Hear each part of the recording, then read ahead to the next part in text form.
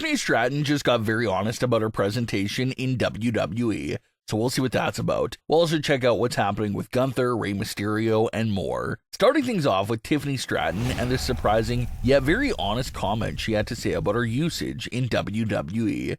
Tiffany Stratton spent almost the entire year of 2025 as the WWE Women's Champion, but something did not feel right to her about her role in WWE. Tiffany had this to say about the entire situation while appearing on No Contest Wrestling.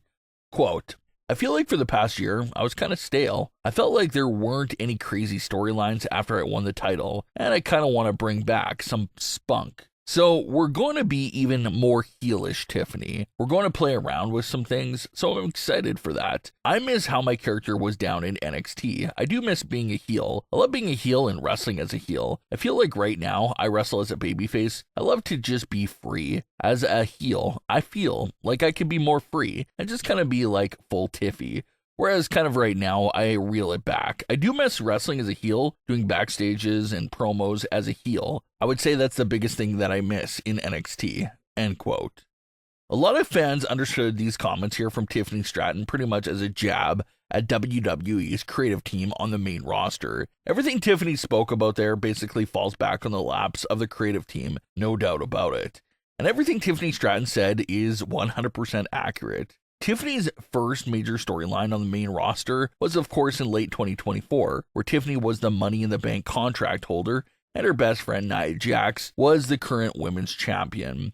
So it created this dynamic that kept you glued to the screen to see when and if Tiffany would finally betray Nia Jax and cash in on her. Well, that moment finally happened on the first Smackdown last year in January of 2025.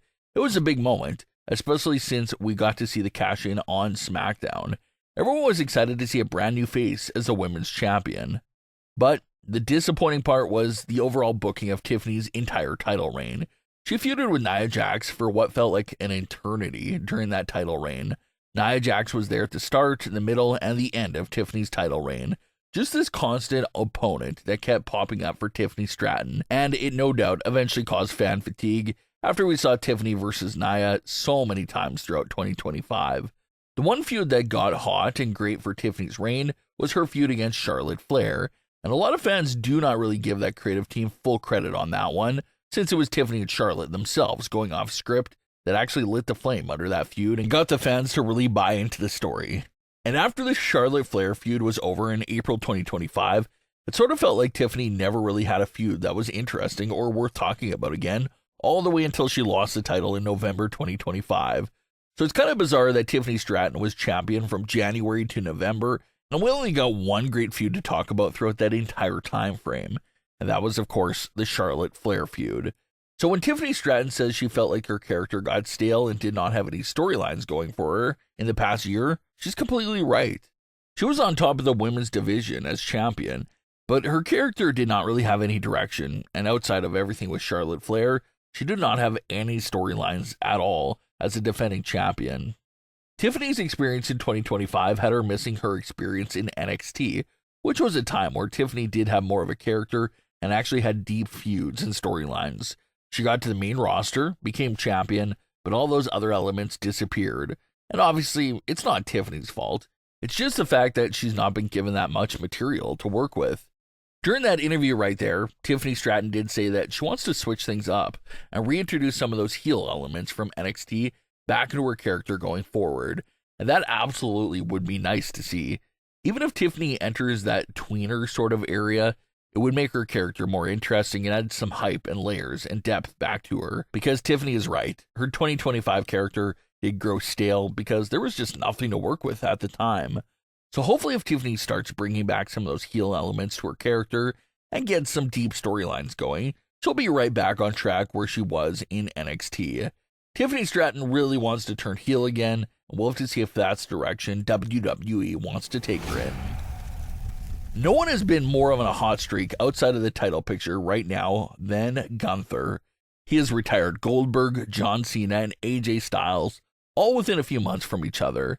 And like the reports have been saying, AJ Styles will not be the last star he retires. There's allegedly plans for him to retire even more superstars. Like we've been saying for a while now, Gunther retired those three big names. But he retired 3 guys that publicly made it known that they were all retiring, so it kind of takes away from the impact. It's not like he eliminated the careers of these 3 big stars. All 3 individuals made it extremely clear beforehand that they were done in the ring. So although Gunther technically has 3 career-ending wins under his belt, it sort of feels like they're waiting to see him get his first real career-ending win in a shocking fashion over someone that's not made it publicly known that they're retiring. If Gunther is able to do that, maybe the impact will finally feel a bit stronger, instead of him just defeating guys that are announcing their retirement before the match even takes place. And there are a few candidates that fans are looking at right now in the main roster. Gunther's current feud is against Dragon Lee. Dragon Lee is coming after Gunther due to his close bond with AJ Styles. AJ and Dragon Lee were partners and won the tag team titles with each other, so Dragon is now standing up for AJ Styles and coming after Gunther. Some fans are interested in this feud, but of course there's no threat of Gunther retiring Dragon Lee, since Dragon Lee is nowhere near retirement. So some fans are already looking past the Dragon Lee feud, trying to figure out who will be the next superstar to have their careers ended. Since that's Gunther's entire act and gimmick at the moment, that's what really makes fans focused on. And you have some people out there speculating on if this current feud with Dragon Lee could serve as the bridge to get Gunther to his next career-ending matchup, and fans are looking at Rey Mysterio as that possibility. Dragon Lee and Rey Mysterio were extremely close back together, with their time together in the LWO a few years back. So if Gunther absolutely destroys Dragon Lee, it's possible that Rey Mysterio can confront Gunther on behalf of not only Dragon Lee, but also on behalf of Goldberg, John Cena, and AJ Styles. And of course, Rey Mysterio, being the age that he is, would absolutely qualify for being another career-ending possibility for Gunther. And Rey Mysterio has not publicly said that he's retiring in 2026, so if he puts his career on the line against Gunther and loses, that would probably be the biggest shock out of all 4 of the retirement matches. It would actually be an unexpected result for the first time in those 4 matches.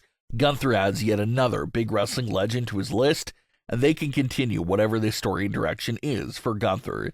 The only issue with this theory is the fact that Rey Mysterio has repeatedly made it known over the last few years that he wanted his retirement match in WWE to be against his son, Dominic Mysterio. Rey Mysterio has gone into great detail about wanting to do a hair versus retirement match against Dominic Mysterio, and how that match can finally be the massive moment of Rey Mysterio passing his mask down to his son, Dominic Mysterio, after his final match. So would Rey Mysterio really give up that personal retirement dream and just settle to be retired by Gunther instead? That's the big question right there. Obviously, when you compare both retirement matches possible for Rey Mysterio, the one with Dominic passing down the mask definitely seems like the better option and the more emotional moment.